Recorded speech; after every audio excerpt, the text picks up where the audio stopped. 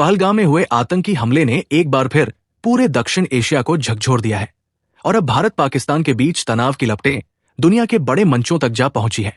जम्मू कश्मीर के पहलगाम में हुए भीषण आतंकी हमले के बाद भारत और पाकिस्तान के बीच एक बार फिर तल्खियां चरम पर हैं।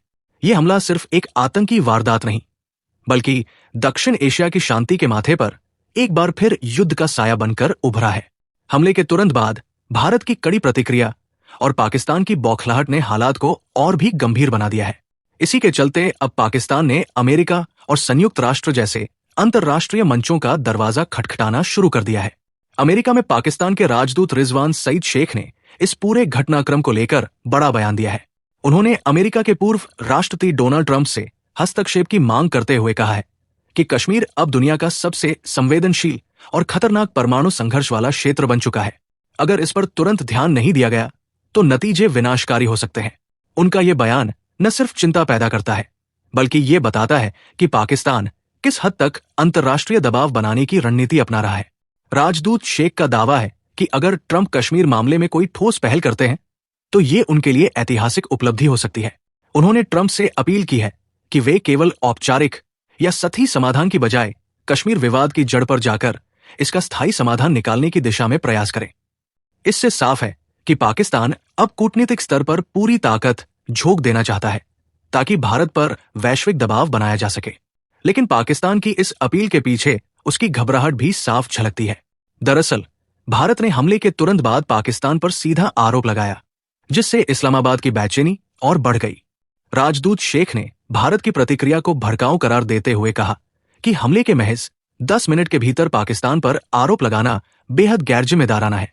उन्होंने भारत पर बिना किसी जांच और सबूत के दोषारोपण का आरोप लगाते हुए कहा कि पाकिस्तान ने जांच में सहयोग की पेशकश की, लेकिन भारत की ओर से अब तक कोई जवाब नहीं मिला। पाकिस्तान की यह बेचैनी अब उसे संयुक्त राष्ट्र सुरक्षा परिषद तक ले गई है। भारत की संभावित जवाबी कार्रवाई से डरे पाकिस्तान ने खुद को निर्दोष साबित करने की कोशिश करते हुए कहा है कि वो किसी भी तरह के सैन्य तनाव से बचना चाहता है और इसी कारण उसने अंतर्राष्ट्रीय मंचों का सहारा लिया है।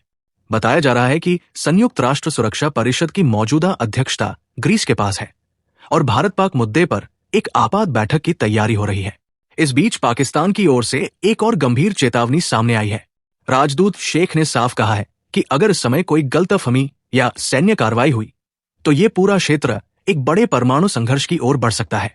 उन्होंने ये भी कहा कि इस क्षेत्र में करीब 1.5 अरब लोग रहते हैं और ऐसे में युद्ध की स्थिति मानवीय संकट को जन्म दे सकती है।